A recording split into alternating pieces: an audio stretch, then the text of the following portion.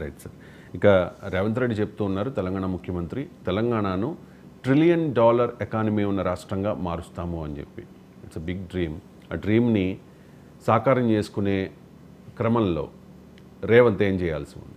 ఇప్పుడు రేవంత్ ఏం చేయాలనడానికి నేను అడ్వైజ్ చేయాల్సిన అవసరం లేదు, నేను ఎవరైనా అడ్వైజ్ చేస్తానికి. సో అందువల్ల రేవంత్ ఏం చేయాలన్నది కాదు, మీ క్వశ్చన్ ఏంటిదంటే తెలంగాణ $1 ట్రిలియన్ ఎకానమీ ఎలా జరుగుతుంది అనేది నేను చెప్పాలని తప్ప రేవంత్ ఏం చేయాలనేది నేను కాదు చెప్పాలి. రేవంత్ ప్రభుత్వం ఏం సో తెలంగాణ రాష్ట్రం $1 ట్రిలియన్ ఎకానమీ కాగలుగుతుందా, ఇప్పుడున్న సిచ్యువేషన్ ఏంటి, ఒకవేళ కావాలంటే ఎంత వేగంగా అభివృద్ధి చెందాలి, అలా వేగంగా అభివృద్ధి చెందటానికి ఏం చేయాలి అనేది చర్చ తప్ప రేవంత్ ఏం చేయాలి అనేది రేవంత్ చూసుకుంటాడు. రేవంత్ క్యాపబుల్ అడ్వైజర్స్, నా అవసరం లేదు ఆయనకు. సో ఆయనకు నా స్కిల్ యూనివర్సిటీకి ఆనంద్ మహేంద్ర లాంటి వాళ్ళు ఉన్నారు, ఫాక్స్కాన్ సీఈఓలతో కలుస్తున్నాడు. So Revanth has his own team of capable advisors కనుక ఆ జోలికి నేను వెళ్ళను.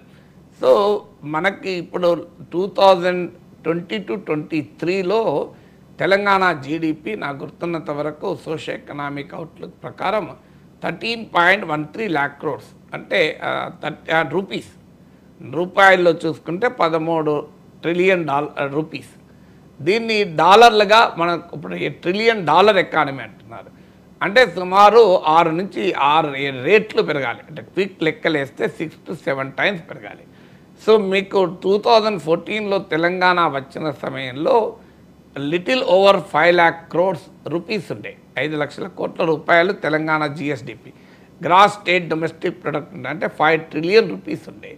అది 12.6% పెరిగి on an average current prices ప్రస్తుత ధరల ప్రకారం 12.6% పెరిగింది.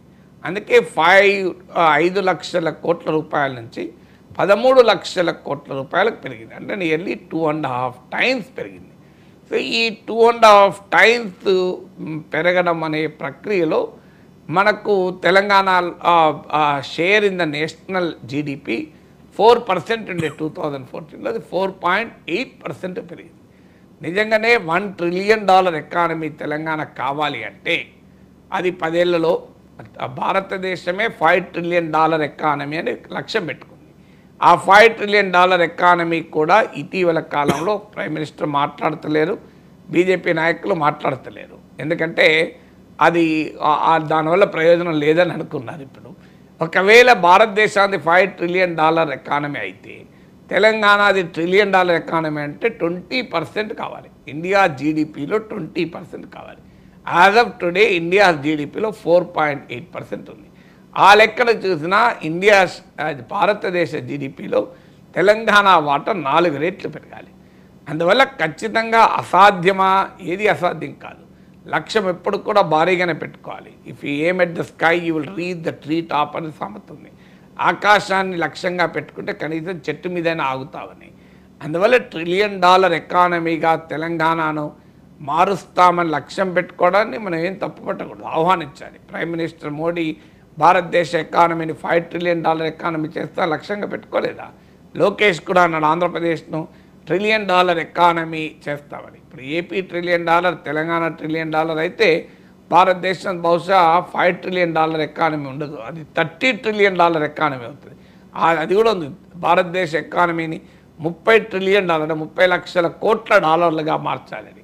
సో అందువల్ల తెలంగాణకు ఆ లక్ష్యం పెట్టుకోవడం తప్పు కాదు. ఆ లక్ష్యం పెట్టుకోవాలంటే అనేక రంగాల్లో తెలంగాణ మామూలుగా పెరగకూడదు. ఇప్పుడు తెలంగాణ గ్రోత్ ఇంజన్లో మొదటిది ఇన్ఫర్మేషన్ టెక్నాలజీ. భారీగా భారతదేశ సాఫ్ట్వేర్ ఎగుమతుల్లో బహుశా తెలంగాణ 14-15% ఉంటుంది. సో ఉమ్మడి రాష్ట్రంలో కూడా మనకు ప్రధానంగా హైదరాబాద్ నుంచి.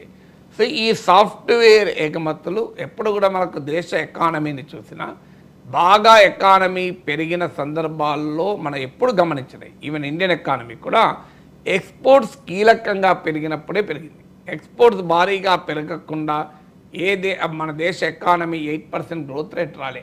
అందువల్ల డెఫినెట్గా సాఫ్ట్వేర్ ఎగుమతుల్ని ఇంకా పెరగాలి. అది పెరగాలి అంటే మన ఇప్పుడు ఉన్నటువంటి మోడల్ అవుట్సోర్సింగ్ వీటి మోడల్ను దాటి హై లెవెల్ ఇన్నోవేషన్ వైపుగా ఐటీ రంగం మారాలి. అంటే ఇన్నోవేటివ్ సొల్యూషన్స్ ఆఫర్ చేయాలి. మనం అవుట్సోర్సింగే ప్రధానంగా ఉంది. అఫ్కోర్స్ డెవలప్మెంట్ లేదు, సాఫ్ట్వేర్ అనడం లేదు, ఇన్నోవేషన్ లేదనడం లేదు. కానీ ఎంఫసిస్ అనేది అవుట్సోర్సింగ్ పైన. అవుట్సోర్సింగ్ నుంచి బయటపడి high and value addition IT సేవల రంగానికి మనం చేయగలగాలి. అది మొదటిది. రెండవది, తెలంగాణకు ఉన్న ఇండస్ట్రియల్ ఇకోసిస్టమ్ ఆల్రెడీ ఉంది. ఇప్పుడు డిఫెన్స్ ఇండస్ట్రీస్ పెద్ద ఎత్తున ఉంది, ఫార్మా ఇండస్ట్రీ పెద్ద ఎత్తున ఉంది. సో ఈ ఇండస్ట్రియల్ ఇకోసిస్టాన్ని మరింతగా పెంచాలి, మ్యానుఫ్యాక్చరింగ్ రంగాన్ని విస్తరించాలి. మ్యానుఫ్యాక్చరింగ్ రంగం పెరగకుండా అమెరికా కానీ, జపాన్ కానీ, సౌత్ కొరియా కానీ, చైనా కానీ, తైవాన్ కానీ ఒక పవర్ఫుల్ నేషన్స్గా ఎమర్జ్ కాలే. అన్ఫార్చునేట్లీ మన దేశంలో ఇప్పటికీ కూడా దేశ జీడిపిలో మ్యానుఫ్యాక్చరింగ్ రంగం వాటా తక్కువ. అందువల్ల మ్యానుఫ్యాక్చరింగ్ రంగంలో భారీగా తెలంగాణ పెరగాలి. అందులో micro, small and medium enterprises పెరిగితే ఇన్కమ్ డిస్ట్రిబ్యూట్ అవుతుంది, ఎంప్లాయ్మెంట్ పొటెన్షియల్ క్రియేట్ అవుతుంది. మూడవది, తెలంగాణను ఫుడ్ ప్రాసెసింగ్ హబ్గా చేస్తాం, అగ్రి బిజినెస్ హబ్గా చేస్తామని 10 ఏళ్ళుగా కేసీఆర్ చెప్తూ వచ్చారు. అది ఎంత జరిగిందో ఆ అంచనా వేసి తెలంగాణను ఒక ఫుడ్ ప్రాసెసింగ్, అగ్రి ప్రాసెసింగ్ హబ్గా ఎలా మార్చగలగాలి.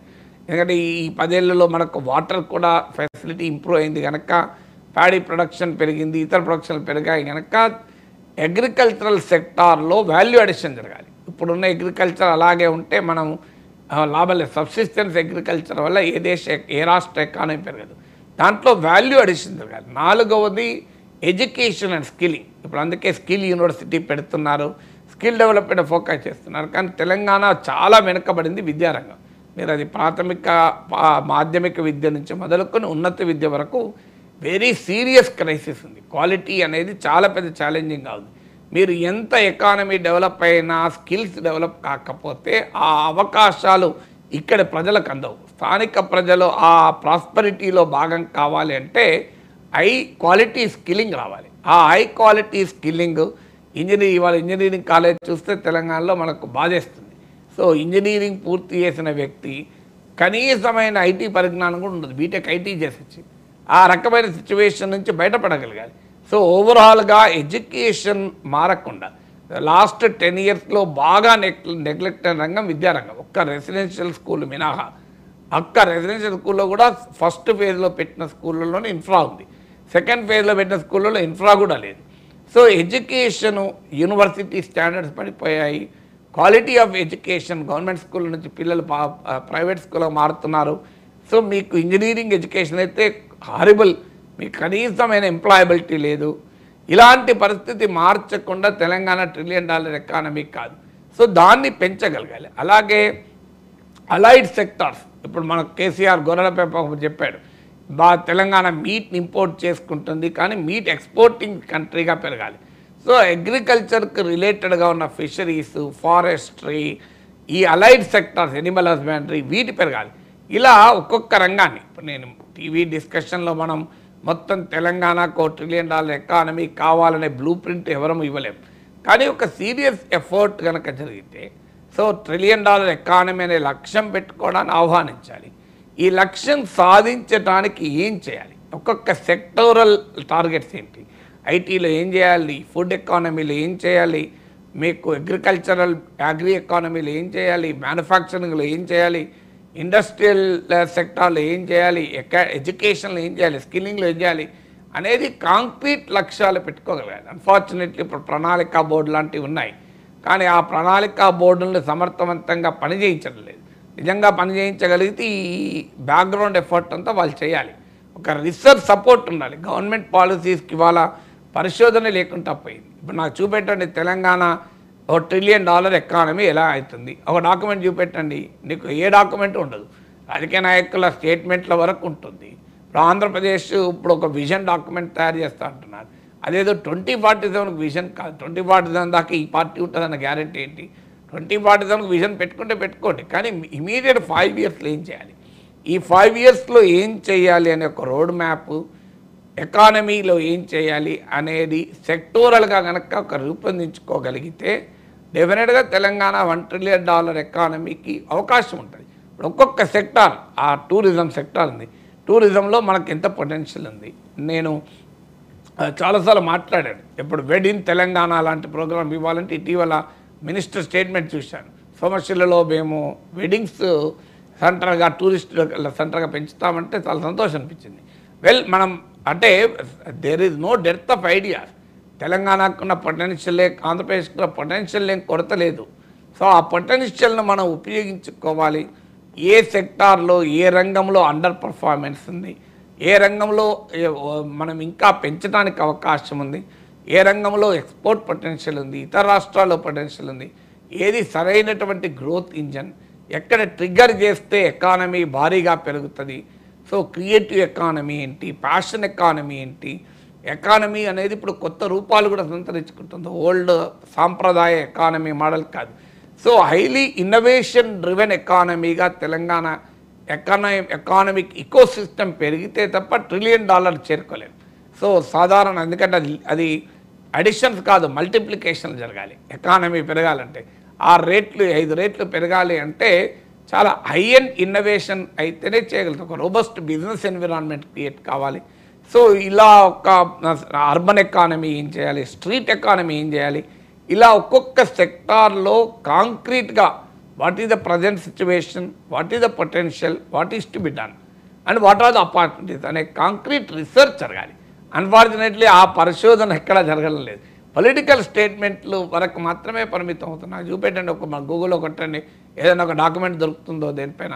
So what is the potential for fishery sector in Telangana and Andhra Pradesh, what is the potential for poultry sector in Telangana and Andhra Pradesh, what is the potential for creative economy in Telangana Andhra Pradesh. మీరు కొట్టండి, ఏమైనా దొరుకుతుందో? ఏ సమాచారం దొరకదు. అంటే ఆ స్థాయిలో రీసెర్చ్ సపోర్టు లేదు. యూనివర్సిటీస్ ఉన్నాయి కానీ అక్కడ రీసెర్చ్ జరగదు. సెంటర్ ఫర్ తెలంగాణ స్టడీస్ అని పెట్టినాడు, తెలంగాణ స్టడీ చేసేవాడు ఉన్నాడు. సో అందువల్ల ఈ పబ్లిక్ పాలసీకి ఒక స్ట్రాంగ్ రీసెర్చ్ సపోర్ట్ లేకుండా మన లక్ష్యాలు పెట్టుకుంటే చేరుకోలేము. లక్ష్యం చాలా సంతోషం, ఆ లక్ష్యానికి తగ్గట్టు కాంక్రీట్ పబ్లిక్ పాలసీ రీసెర్చ్ ఉండాలి, యాక్షన్ ప్లాన్ ఉండాలి, ఎవాల్యుయేషన్ ఉండాలి, స్టేక్ హోల్డర్ పార్టిసిపేషన్ ఉండాలి అని ఈ ఇంటెన్స్ ఎఫర్ట్ ఉంటే ఖచ్చితంగా అవుతుంది. ఎందుకు కాదు? Right sir, thank you so much sir. చాలా అంశాలకు సంబంధించి సమగ్రంగా విశ్లేషణ అందించినందుకు. ఇది ఇవాల్టి నమస్తే నాగేశ్వర్. మళ్ళీ